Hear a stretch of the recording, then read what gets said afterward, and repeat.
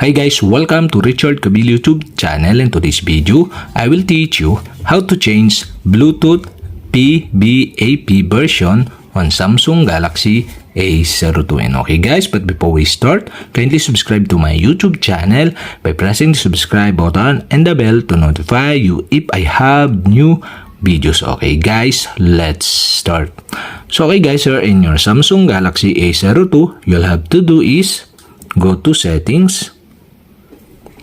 In settings, scroll down and find the developer options. And the developer options is not show or turn off. To show or turn on the developer options, you'll have to do is go to about phone.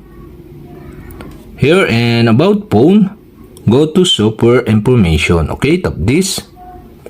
And software information, you can see here the build number. And okay guys, to show or turn on the developer options, you'll have to do is tap the build number 7 times. Okay, 1, 2, 3, 4, 5, 6, 7.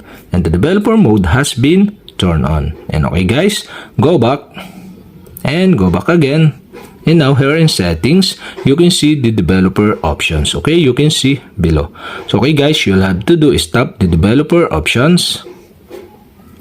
In developer options, scroll down and go to networking section. Here in networking section, you can see here the Bluetooth PBAP version.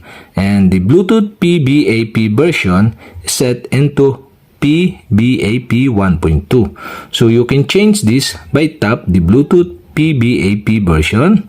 And the pop-up are show. Okay, now you can see the option. So you can select or change the Bluetooth PBAP version into PBAP 1.2 or 1.1. So okay guys, so I decided to change the Bluetooth PBAP version into PBAP 1.1.